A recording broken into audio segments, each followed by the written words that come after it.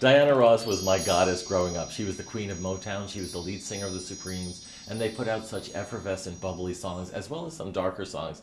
And they totally helped me escape from the doldrums of being a kid, a lonely only child in Brooklyn. It was also a way to bond with my cousin who was into her. He turned me on to her. That was my drug, Diana Ross. In 1969, The Who, the rock group, came out with a rock album called Tommy, which of course became the movie with Anne Margaret. It became a Broadway show. But it was a concept album, and it blew my mind because it was about very heady adult subjects, but done in a very over-the-top, campy, and yet profound rock and roll manner that really transformed my little mind. I just went crazy for that record. Yes, they had records then.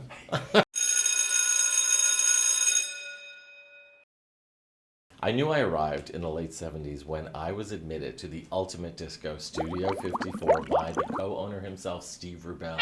I had interviewed Steve for the Soho Weekly News, which was one of my first outlets. And he remembered me. He was very press savvy. He saw me in the crowd in a quilted kimono or whatever the hell I was wearing. And I was just a nerd from Brooklyn, basically, trying to dress up and fit in. I was not one of the glitterati, but he loved the publicité and he singled me in. And I was like, I'm starting out on the very top, Studio 54, and I got in free.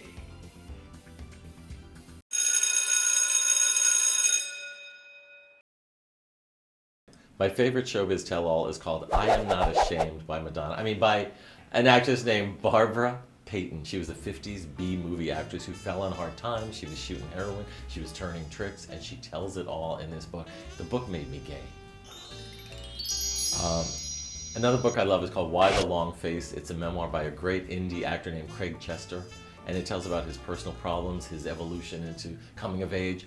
And he says in the book that he admired me and he was excited to meet me on Fire Island. He was on so many drugs, he came right up to me and introduced himself and started spewing vomit. That's the kind of person I attract.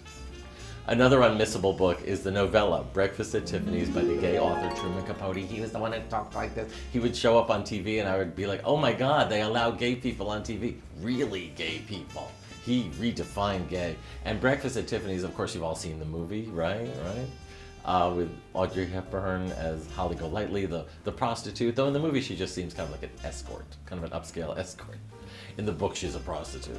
In the book, she's tough talking, she's bisexual. It's much more nitty gritty. There's no hetero romance in the book, the way they made the movie into like kissing in the rain and all that. It's much more real deal. So check out the book, Breakfast at Tiffany's.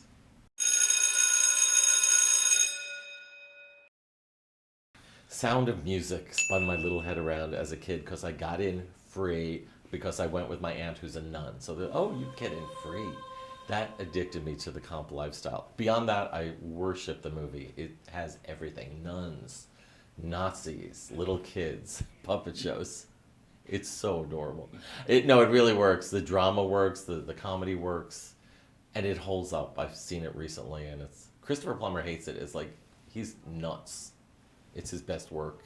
Julie Andrews is magical. From the second she starts spinning around the Alps in the first scene, you are swept into the world of Rodgers and Hammerstein.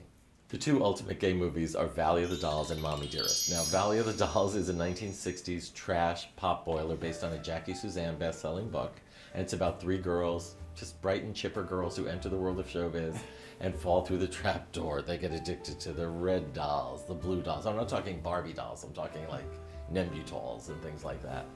They get hooked on every which way but loose, and they have horrible love affairs, and it's so much fun. And Susan Hayward is the grande dame, the barracuda Helen Lawson, who is there to like whip them into submission. And it was originally going to be Judy Garland. Meanwhile, Neely, played by Patty Duke, the young upstart, is based on Judy Garland. It's so complicated.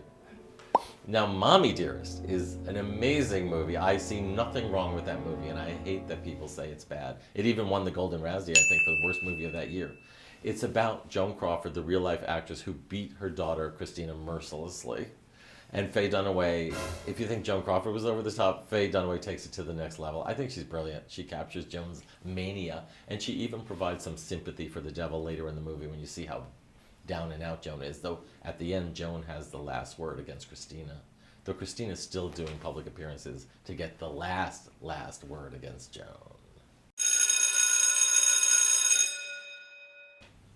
To me, Andy Warhol was the quintessential artist of the modern age. I'm honored to have even known him on a social level.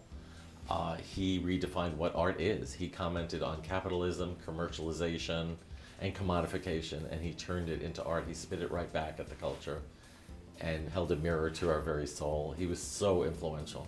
And also, he celebrated drag queens. There were Andy Warhol superstars that were your everyday garden variety drag lunatics that he put in movies and made into works of art, and they were truly fabulous.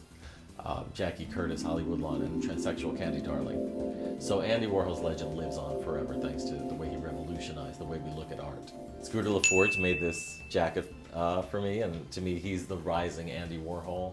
And Christian Freedom is my personal stylist. He's a rising Andy Warhol. I love the blondes as far as fashion. It's Philippe Blonde, who's a beautiful drag queen. He had a Rootstein mannequin made on him, and it's one of the most beautiful mannequins I've ever seen. But in person, he's even better.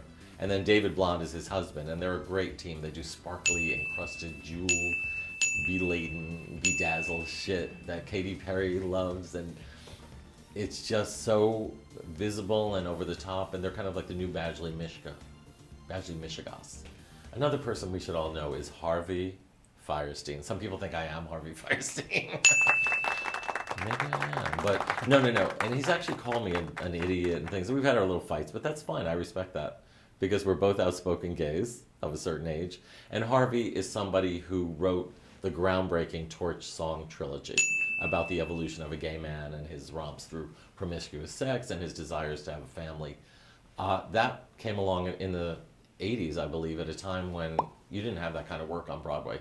He justifiably won the Tony Award. Nowadays, he writes every hit musical there is. He wrote the script for Kinky Boots and Newsies, and he's gone commercial, but he still has that Harvey Fierstein edge.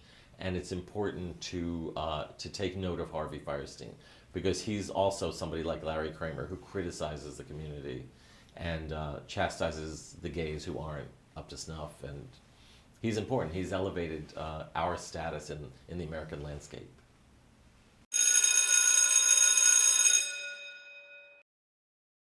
The one person we all need to know is Noel Coward.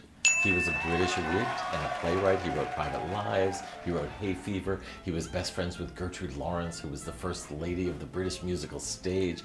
He defines wit. He is somebody we can all aspire to be. Every word out of his mouth was freaking brilliant. And thank God it was bottled for all time in the form of his plays, movies based on his works, and just his appearances. He would just enter a room and be like, oh my God. He just upped the bar a hell of a lot more than Donald Trump.